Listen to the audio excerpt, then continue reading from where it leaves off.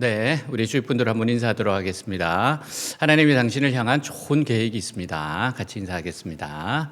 네, 하나님이 당신을 향한 좋은 계획이 있습니다. 네, 자, 오늘 말씀 같이 읽도록 하겠습니다.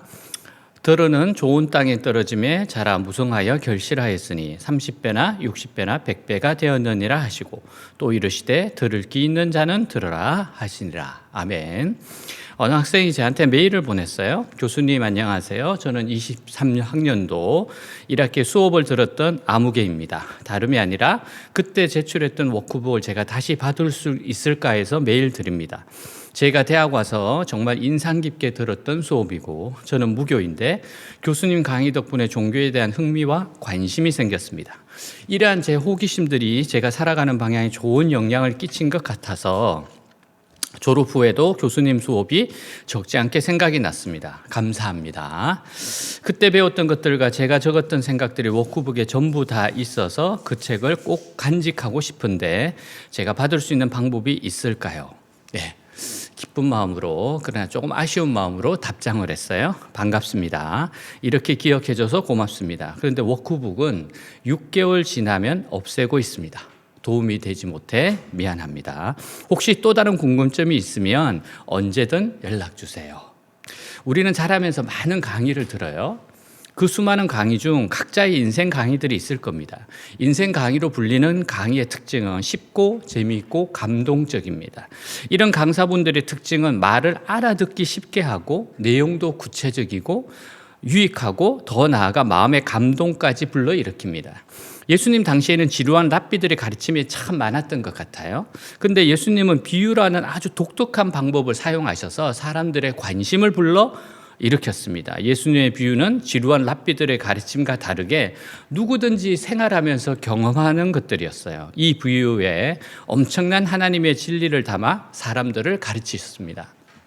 예수님의 비유는 생활에서 누구든지 느끼는 것이기 때문에 자연스럽게 사람들의 공감을 불러일으켜요. 또한 생생합니다. 그러면서도 결코 어려운 내용이 아니었어요. 예수님은 비유를 통해 영혼을 살리는 하나님의 말씀을 전하셨습니다. 예수님의 비유 중에서 가장 중요한 것이 씨 뿌리는 비유입니다. 씨 뿌리는 비유가 중요한 이유는 예수님이 이 비유를 알지 못하면 다른 비유를 알 수 없다고 말씀하셨기 때문이에요. 자, 13절 같이 읽겠습니다. 또 이르시되 너희가 이 비유를 알지 못할진대 어떻게 모든 비유를 알겠느냐.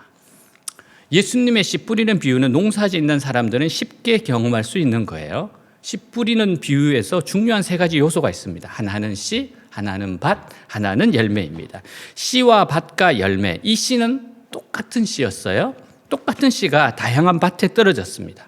어떤 밭에는 30배, 60배, 100배의 열매를 맺어요. 그러나 똑같은 씨가 떨어졌는데 어떤 밭에는 전혀 열매를 맺지 못했습니다. 이 씨가 무엇인가는 예수님이 직접 해석을 해주세요. 자, 14절 같이 읽겠습니다. 뿌리는 자는 말씀을 뿌리는 것이라. 자, 씨는 말씀입니다. 예수님은 하나님 나라의 모든 것을 씨라는 내용 안에 담으셨어요. 예수님은 하나님 나라의 모든 축복과 능력을 하나님의 말씀 안에 다 담아 가지고 오셨습니다. 그래서 말씀이 중요합니다. 우리는 성경의 진리를 먹어야 하나님의 백성으로 살아갈 수 있고 하나님의 능력으로 힘을 낼 수 있어요. 또한 성경의 진리가 있어야 하나님의 축복을 가져올 수 있습니다. 그리고 우리가 말씀을 듣고 믿고 순종하면 우리의 삶에 하나님의 능력이 나타납니다. 하나님의 말씀의 능력을 나타내게 되는 것은 밭에 심을 때입니다. 그런데 이 밭이 사람의 마음입니다. 하나님의 말씀은 사람의 마음에 심으면서 능력을 나타내게 됩니다. 여기서 예수님은 씨는 동일하다. 밭의 상태에 따라 결실이 달라진다고 하셨어요. 그것은 바로 사람들의 마음 상태가 다 다르다는 것입니다. 그러므로 동일한 하나님의 말씀을 들어도 결과는 다르게 나타나게 된다는 거예요. 자, 첫 번째는 길가입니다. 여기서 길가는 길 옆에 있는 땅이에요. 사람들이 많이 다녀서 땅이 단단하고 건조한 곳이에요. 이러한 곳에는 씨가 들어갈 수가 없어요. 한참 다니다 보면 그 길은 아주 반들반들해지고 아주 굳은 땅이 됩니다. 여기에 씨가 떨어졌어요. 근데 씨가 떨어지자마자 어떤 사건이 일어났습니까? 씨가 떨어지자마자 새가 씨를 먹었습니다. 그래서 전혀 씨가 마음에 영향을 주지 못했어요. 이것이 무엇을 뜻합니까? 예수님이 어떻게 해석하는지 한번 봅시다. 15절 같이 읽습니다. 말씀이 길가에 뿌려졌다는 것은 이들을 가리킴이니 곧 말씀을 들을 때 사탄이 즉시 와서 그들에게 뿌려진 말씀을 빼앗는 것이요. 말씀이 길가에 뿌려졌다는 것은 말씀을 들었어요. 근데 듣는 순간 즉시로 뭐가 찾아왔어요? 사탄이 와서 그 말씀을 빼앗아간 사람들입니다. 빼앗아간 거예요. 새가 그 씨를 쪼아 먹듯 마귀가 내 마음에 말씀이 떨어져서 말씀이 내 마음 속에 들어가기도 전에 그 말씀을 낚아채 갔다는 겁니다. 그러면 마귀에 의해 말씀을 빼앗기고 있는 사람입니다. 길가 같은 마음은 어떤 이유에서인지 모르지만 전혀 말씀을 받아들이지 않습니다. 이런 사람들에게 천국은 전혀 영향을 미치지 못해요. 이들은 말씀에 대한 열정도 없고 말씀에 대한 사모함도 없습니다. 고린도후서 4장 4절 같이 읽겠습니다. 그중에 이 세상의 신이 믿지 아니한 자들의 마음을 혼미하게 하여 그리스도의 영광의 복음의 광채가 비치지 못하게 함이니 그리스도는 하나님의 형상이니라. 바로 이 세상 신이 믿지 아니하는 사람들의 마음을 혼미케 하고 복음의 광채가 비치지 못하도록 합니다. 사탄은 복음이 그 사람의 마음속에 들어가지 못하도록 방해하고 있어요. 그래서 복음 전파를 위해서 기도를 많이 해야 합니다. 두 번째는 흙이 얇은 돌밭이었어요. 이것은 얇은 흙이 덮여있는 바위 위를 말합니다. 이곳에는 일단 흙이 있기 때문에 싹은 나오지만 밑에 바위가 있기 때문에 말라버립니다. 예수님의 해석을 한번 들어봅시다. 자, 16절 17절입니다. 이와 같이 돌밭에 뿌려졌다는 것은 이들을 가리킴이니 곧 말씀을 들을 때 즉시 기쁨으로 받으나 그 속에 뿌리가 없어 잠깐 견디다가 말씀으로 인하여 환난이나 박해가 일어나는 때에는 곧 넘어지는 자요. 자, 이 사람 마음에는 큰 바위가 있습니다. 그것은 이기심의 바위예요. 이것은 우리 안에 있는 부패한 이기심의 바위입니다. 이 사람은 신앙으로 전혀 고생할 생각이 없습니다. 즉 편하게 믿으려고 하는 사람이에요. 전혀 핍박이나 반대를 당하려고 하지 않는 사람입니다. 이 사람의 마음속에는 이기심이라고 하는 단단한 돌들이 박혀 있어요. 그래서 믿음의 뿌리가 내리지 못하는 겁니다. 여러분, 역경이나 환난이라는 것은 그 신앙이 진짜냐 가짜냐를 테스트할 수 있는 순간입니다. 참된 신앙은 역경 속에서 견딥니다. 때로는 역경을 견딜 뿐만 아니라 역경 속에서 빛을 발할 수가 있어요. 가짜는 역경이 오면 떠나갑니다.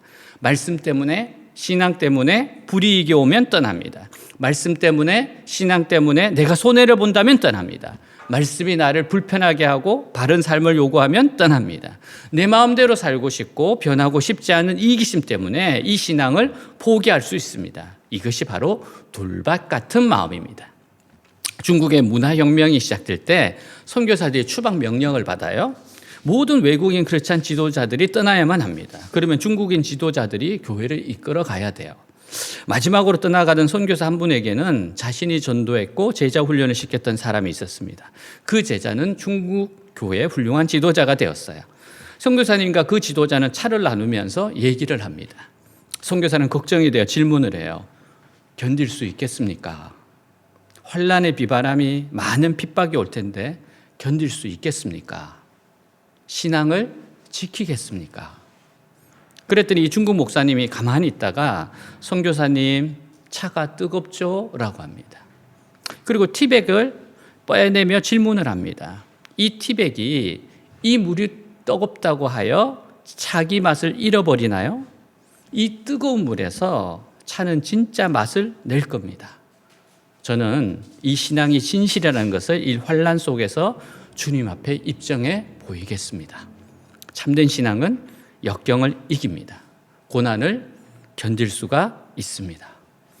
셋째는 가시떨기입니다. 이곳은 싹은 나오지만 가시가 많이 자라지 못합니다. 굳이 가시나무가 아니라 해도 잡초가 많은 곳에 떨어진 씨는 잘 자라지 않습니다. 예수님의 해석입니다. 자, 18, 19절 같이 읽습니다. 또 어떤 이는 가시떨기에 뿌려진 자니 이들은 말씀을 듣기는 하되 세상의 염려와 재물의 유혹과 기타 욕심이 들어와 말씀을 막아 결실하지 못하게 되는 자요. 자, 위로 싹이 자라지 못하는 사람들이 있어요. 이런 너무 많은 염려를 하는 사람들입니다. 미래에 대한 염려, 돈의 염려, 가족 친지에 대한 염려, 건강 염려 등 너무 많은 걱정을 합니다. 그래서 싹이 위로 자라지를 못해요. 물론 우리가 이 세상을 보면 염려 걱정을 하지 않을 수 없습니다. 우리는 약하고 세상은 강합니다. 거기다가 하나님은 눈에 보이지 않고 말씀의 능력은 나타나지 않습니다. 그러나 이런 염려와 걱정을 믿음으로 이겨야 결실할 수 있습니다. 하나님은 사랑이시다. 하나님은 전능하시다. 하나님은 나를 향한 좋은 계획을 가지고 있으시다. 여러분, 이런 믿음으로 이겨나가야 됩니다. 여호와 라파, 여호와 샬롬, 여호와 이레, 여호와 니시, 임마누엘 하나님, 이렇게 외치셔야 됩니다. 이들의 특징은 욕심과 욕망이 말씀에 대한 사모함보다 더 큽니다. 이 사람은 말씀에 대한 열정이 없는 게 아니에요. 관심도 있습니다. 말씀에 대한 사모함도 있어요. 그러나 세상에 대한 욕심, 성공에 대한 욕심, 자신의 미래에 대한 욕심, 재물에 대한 욕심이 더 큽니다. 그래서 말씀에 대한 사모함은 있는데 열매를 맺지 못하는 상태로 끝날 수밖에 없는 비극이 있어요. 성경은 그런 비극을 경험했던 한 청년의 얘기를 들려줍니다. 어떤 부자 청년 간원이 예수님 앞에 나왔어요. 그는 부자였습니다. 청년이었어요. 고위직 공무원이었고 성공한 사람이죠. 그리고 그는 진지한 구도자의 질문을 갖고 있었어요. 선생님, 우리가 어떻게 해야 영생을 얻을 수 있습니까? 이 좋은 질문, 이 구도자의 목마름을 가지고 나왔음에도 불구하고 이 사람은 좋은 결실을 맺지 못해요. 예수님은 이 사람에게 질문을 합니다. 그런데 이 사람에게 가장 곤란한 질문이었어요. 이 사람이 가장 약한 부분인데 예수님은 이 청년을 사랑하셔서 재물 부분을 말씀하십니다. 이 사람이 만약 재물을 잘 관리할 수 있는 사람, 재물이 자신의 주인이 아니고 재물을 종으로 삼는 사람, 이런 사람이라면 재물 얘기 끊을 필요도 없어요. 그러나 이 사람은 재물의 욕망을 헤어나올 수 없는 사람이었습니다. 재물이 예수에 대한 관심보다 훨씬 커다란 관심이었어요. 이것이 신앙의 길을 가로막을 것이라는 것을 주님은 알았습니다. 그래서 이렇게 도전하세요. 네 재물을 팔아 가난한 사람에게 주고 나를 쫓으라. 성경은 말하기를 이 사람이 재물이 많기에 심히 근심하여 떠났다고 합니다. 그리고 돌아오지 않았습니다. 아직도 돌아오지 않고 있어요. 결국 재물에 대한 욕심을 그 사람은 이길 수가 없었어요. 재물이 그의 신이었습니다. 여러분, 재물을 가지는 것이 잘못이 아닙니다. 재물을 잘 다스릴 줄 알면 상관이 없습니다. 그러나 어떤 사람은 재물이 자기의 주인이 되어 있어요. 그래서 예수께서는 이런 사람들에게 이렇게 말씀을 하십니다. 어떻게 말씀을 하십니까? 나와 재물을 겸하여 섬길 수 없다. 재물을 소유하는 것은 잘못이 아닙니다. 하지만 재물을 믿기 시작하면 이것은 잘못입니다. 재물이 신이에요. 재물이 나의 신앙이에요. 재물이 나의 안전을 보장하고 재물이 나의 구원을 보장해요. 재물이 내 일생의 모든 것인 것처럼 착각하기 시작합니다. 가족보다, 친구보다 돈이 더 중요합니다. 모든 것을 돈으로 평가합니다. 어느새 재물은 그 사람의 신이 되어 있는 거예요. 두 신을 섬길 수가 없습니다. 선택해야 합니다. 여러분, 어떤 부분에 욕심이 커서 결실하지 못하고 있습니까? 이 욕심은 사람일 수도 있습니다. 자신의 꿈일 수도 있어요. 쾌락일 수도 있습니다. 저는 외대에 대한 부르심과 꿈이 있습니다. 하나님 저를 부르셨어요. 그래서 꿈도 주셨어요. 근데 사역을 하다 보니까 이게 너무 크니까 우상이 되었습니다. 하나님보다 더 중요하게 생각하고 우상이 됐어요. 그때 주님께서 저한테 외대 사역을 내려놓으라고 아주 냉정하게 하시는 말씀을 들었습니다. 저는 깜짝 놀랐습니다. 그리고 그 음성을 듣고 저는 정신을 차렸어요. 내 자신을 보게 된 것이죠. 사랑하는 여러분, 결실하려면 밭에 있는 돌도 다 끄집어내야 해요. 잡초도 다 뽑아야 해요. 오직 하나님의 말씀만 있어야 합니다. 결국 예수님의 천국은 말씀으로 전적으로 믿는 자들에게 의해 능력이 나타나는 겁니다. 그 외에 다른 사람은 구경꾼은 될 수 있을지 몰라도 능력의 주인공은 되지 못하는 겁니다. 여러분, 하나님 나라의 주인공이 되십시오. 자, 어떻게 하면 주인공이 될까요? 네 번째는 좋은 땅 떨어진 씨입니다. 좋은 땅에 떨어진 씨는 싹이 잘 자라 30배, 60배, 100배의 결실을 하게 되는 겁니다. 예수님의 해석입니다. 자, 20절 같이 읽겠습니다. 좋은 땅에 뿌려졌다는 것은 곧 말씀을 듣고 받아 30배나 60배나 100배의 결실을 하는 자니라. 좋은 땅에 뿌려졌다는 건 곧 말씀을 듣고 받아요. 말씀을 들었어요? 그 다음에 중요한 단어가 있습니다. 받아입니다. 받아. 듣기만 했을 뿐만 아니라 받았다. 그런데 이 받았다는 뜻이 무슨 뜻입니까? 이게 중요해요. 말씀을 받았다는 것이 어떻게 받았다는 것을 의미합니까? 자, 비교해 보십시오. 누가복음 8장 15절입니다. 자, 누가의 설명을 봅시다. 15절 같이 읽습니다. 좋은 땅에 있다는 것은 착하고 좋은 마음으로 말씀을 듣고 지키어 인내로 결신하는 자니라. 자, 여기서 말씀을 듣고 그 다음에 받았다는 단어 대신 어떤 단어를 쓰고 있어요? 지키어. 지키어. 이것이 중요합니다. 말씀을 듣고 지키어. 왜 듣습니까? 설교를 왜 들어요? 그냥 듣기 위해서 듣습니까? 지키기 위해 듣습니다. 이것이 중요합니다. 말씀을 내 생활에 옮기겠는가? 내가 들은 바 이 말씀을 붙들고 살겠는가? 지키겠는가? 이 순종이 중요합니다. 거기에 도달하지 못하면 열매는 없습니다. 지키어. 이것이 중요해요. 하나님 말씀을 왜 들어요? 이 말씀을 붙들고 살려고 듣습니다. 어디에서 삽니까? 가정에서, 캠퍼스에서, 직장에서, 교회에서입니다. 우리는 삶의 현장에서 말씀대로 살기 위해서 하나님의 말씀을 듣습니다. 하나님은 우리의 수준에 맞게 인도해 주세요. 너무 걱정하지 마세요. 아기의 수준이 있고 아이의 수준이 있고 청소년의 수준, 청년의 수준, 노년의 수준, 각자의 수준에 맞게 인도하세요. 중요한 건 뭡니까? 순종입니다. 순종하려고 해야 됩니다. 11세기 유럽에 헨리 3세라는 유명한 왕이 있었어요. 왕은 수도사를 제일 부러워했습니다. 수도원에서 하루 종일 기도하고 말씀 읽는 사람들이 너무 부러웠어요.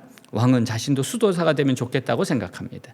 그래서 수도사가 되기를 결심하고 그 당시 유명한 수도원의 원장을 찾아가요. 그리고 부탁합니다. 나를 수도사로 받아주십시오. 수도원장이 말합니다. 글쎄요, 수도사가 되려면 중요한 규칙이 있는데 그거 지킬 수가 있겠습니까? 뭡니까? 수도원의 생명은 순종입니다. 철저하게 순종하시겠습니까? 왕의 자리에 있던 헨리 3세가 예수 그리스도의 이름을 걸고 손을 들고 맹세합니다. 제가 철저히 순종하겠습니다. 그래요? 그럼 자격이 있습니다. 그렇다면 제가 첫 번째 명령을 내리겠습니다. 지키셔야 합니다. 그 첫 번째 명령은 지금 당장 왕궁으로 돌아가십시오.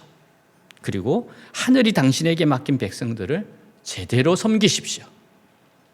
우리는 부름받은 삶의 현장에서 주님 말씀에 순종하며 살아가야 합니다. 말씀을 들으셨습니까? 말씀을 붙들고 사셔야 합니다. 아무리 힘들더라도 삶의 현장에서 주님을 따라야 합니다. 넘어졌다고요? 다시 말씀 붙들고 일어서셔야 합니다. 다시 시작해야 합니다. 결국 좋은 땅은 하나님의 말씀을 전적으로 받아들이고 말씀의 모든 것을 맡기는 자들입니다. 이런 사람은 하나님의 말씀에 무슨 이유를 갖다 붙이거나 따지지 않아요.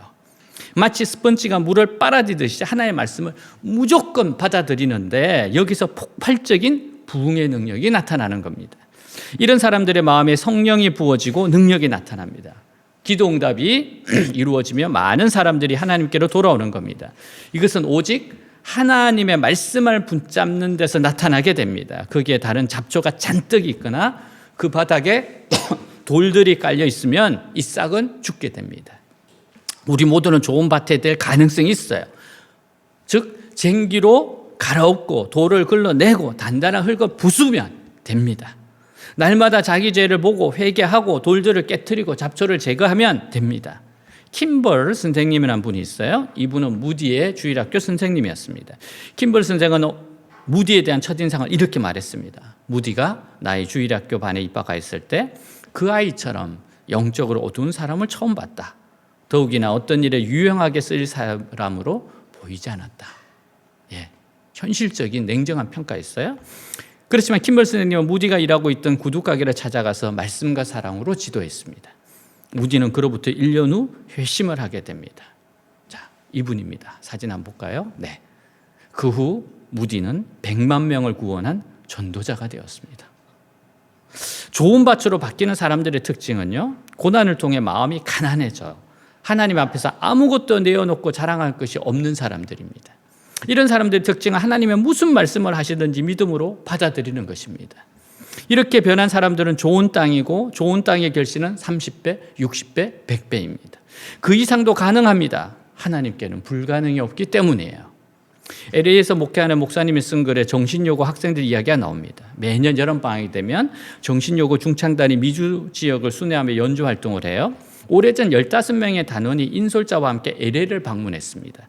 학생들은 연주를 마친 후 이동을 위해 차를 탈 시간만 되면 차에 있는 대로 뛰어가 서로 먼저 차 안으로 들어가려고 다투기까지 하였다고 합니다. 어느 날 동행했던 장로님 한 분이 그 모습을 보고 인솔자에게 물어요. 왜 저 학생들은 차를 탈 때마다 앞으로 다투어 뛰어갑니까? 인솔자가 대답해요. 자동차의 좌석이 12개이고 3명은 좌석에 앉지 못하고 바닥에 엎드려야 하기 때문입니다. 학생들이 차에 먼저 타려는 것은요, 좌석에 앉기 위해서가 아니라 바닥에 엎드리기 위해서입니다. 그날 그 장로님은 정신요구 중창단을 위해서 15인승 밴을 선물로 사주었다고 합니다. 좋은 땅인 학생들은 30배, 60배, 100배의 선물을 받은 겁니다. 한 이야기로 마칩니다. 목사의 아들로 태어났으나 일찍이 서울로 유학을 와 파란만장한 삶을 살았어요. 초등학교 때 선생님에게 맞아 단기 기억 상실이 와서 10년 동안 심각한 신체, 정신적 후유증을 겪었어요. 중고등학교 시절 신앙의 고민으로 죽을 만큼 힘들었고 친구들과 폭력물에 휩싸여 다니기도 했습니다. 이 질풍노도의 시기를 견딜 수 있는 유일한 건 아버지였어요. 누구도 헤아려 주지 않던 내 마음을 아버지는 고비마다 어루만졌다. 대학을 마치고 미국 유학을 떠나 석박사 공부를 하며 아이 둘을 얻었다. 바쁜 학업에도 교회 봉사와 구역장을 맡아 나름 신앙생활을 열심히 했다. 유학을 마치고 귀국해 직장 생활을 하던 38의 큰 위기를 맞았다. 건강 악화로 직장 생활을 지속할 수 없는 막다른 골목에 다다랐다. 성경에 있던 38년 된 병자가 바로 나였고 8년째 중풍으로 앓고 있던 애니아가 바로 나였음을 깨닫고 통곡하며 회개했다. 1999년 5월 10일 월요일 아침 출근해서 말씀 묵상을 하다 사도행전 9장 30, 34절 말씀을 읽었다. 자, 우리 같이 한번 읽어봅시다. 거기서 애니아라는 사람을 만나매 그는 중풍병으로 침상 위에 누운 지 8패라. 베드로가 이르되 애니아야 예수 그리스도께서 너를 낫게 하시니 일어나 네 자리를 정돈하라 한데 곧 일어나니. 이 말씀을 읽는 순간 나는 전율했다. 예수께서 나를 낫게 한다는 말씀이 큰 확신으로 다가왔다. 그래서 나는 즉각 자리를 정리하겠다고 대답했다. 10년 근무하던 직장을 정리하고 신학 공부를 시작했다. 광야의 삶이 시작됐다. 무엇으로 알리까? 라고 물으며 하나님의 뜻을 구했던 아브라함처럼 절박하게 부르짖었다. 3년의 희생제사를 드려야 한다는 말씀의 확신 속에 아세아 연합신학대에서 3년을 보냈다.